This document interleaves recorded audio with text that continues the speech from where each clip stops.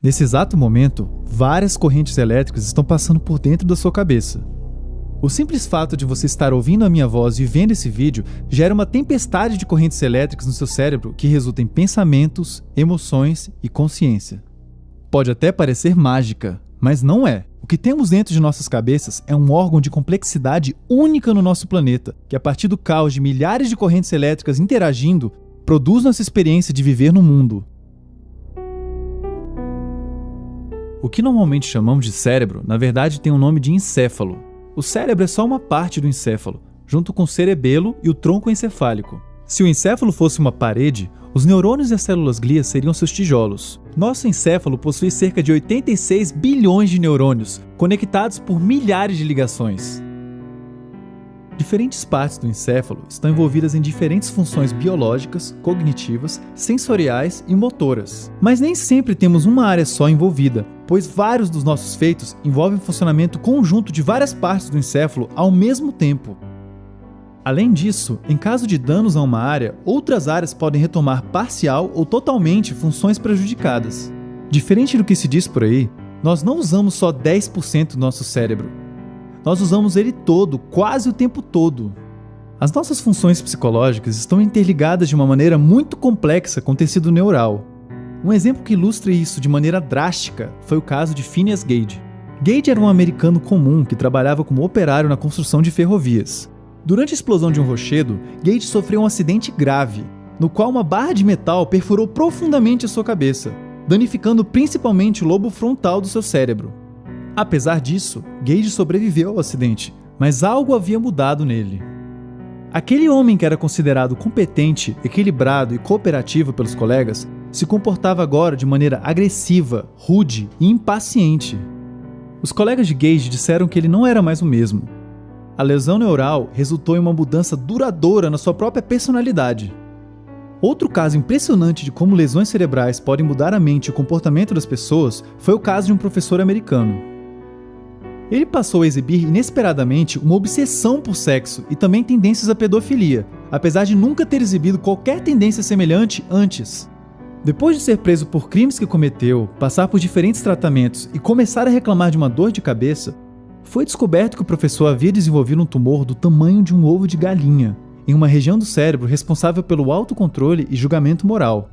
Após a retirada do tumor, o professor apresentou uma normalização no seu comportamento sexual. Porém, alguns meses depois, ele voltou a exibir os mesmos padrões anteriores de pensamento e comportamento sexual exacerbado. E adivinhem só, lá estava outro tumor na mesma região cerebral. Após a nova retirada do tumor, o comportamento do professor se normalizou.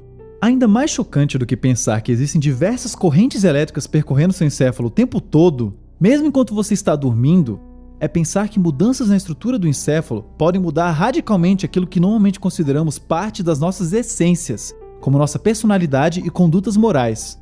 Esse é o seu cérebro.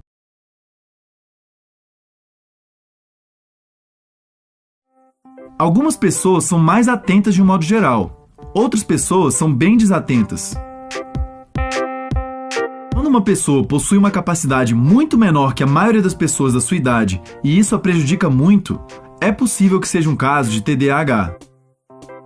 O transtorno do déficit de atenção e hiperatividade, mais conhecido como TDAH, é um transtorno reconhecido pela Organização Mundial da Saúde e que tem como principais sintomas desatenção excessiva, inquietação e impulsividade. Todas as crianças e adultos são, em algum nível, inquietos, desatentos e impulsivos. Isso não quer dizer que essas pessoas tenham TDAH. Para identificar casos de TDAH, é importante que seja feita uma avaliação sobre vários aspectos da vida da pessoa. Por exemplo, o diagnóstico demanda, entre outras coisas, que esses sinais ocorram em diferentes contextos, que sejam distoantes de pessoas da mesma faixa etária, sejam prolongados e prejudiquem consideravelmente a vida da pessoa. Os sintomas do TDAH surgem na infância e, na maioria dos casos, acompanham a pessoa até a fase adulta, embora os sintomas diminuam com o tempo. Como já falamos antes, várias regiões do córtex frontal do cérebro são importantes na regulação das emoções e do autocontrole. Pessoas com TDAH tendem a possuir um funcionamento diferente nessa região. O córtex frontal de pessoas com TDAH costuma ser menor do que o de pessoas sem TDAH e exibir níveis menores de ativação do que seria esperado em algumas regiões. Além disso, neurotransmissores importantes para o funcionamento do córtex frontal, tais como a noradrenalina e a dopamina, costumam estar presentes em níveis menores no cérebro dessas pessoas. O TDAH tem um forte componente genético, que pode ajudar a explicar essa diferença no funcionamento cerebral.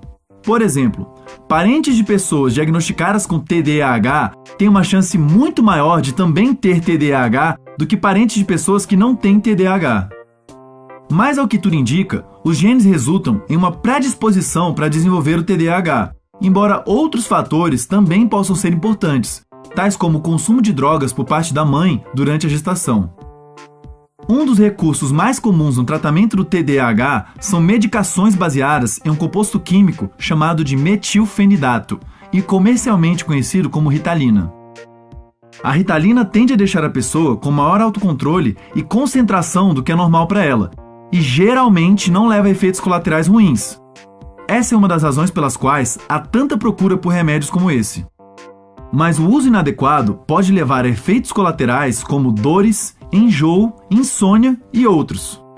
Por isso, é uma medicação que só deve ser usada com a recomendação e o acompanhamento de um profissional competente. O não tratamento do TDAH pode trazer sérios prejuízos para a vida de uma pessoa. Algumas pesquisas indicam que pessoas com TDAH têm mais chance de ter um menor nível de escolaridade, maior envolvimento com acidentes de trânsito, abuso de drogas e divórcio. Como o diagnóstico do TDAH depende de informações subjetivas e potencialmente enviesadas, como o relato dos pais, erros de diagnóstico e prescrições inapropriadas de medicação são problemas que podem ocorrer.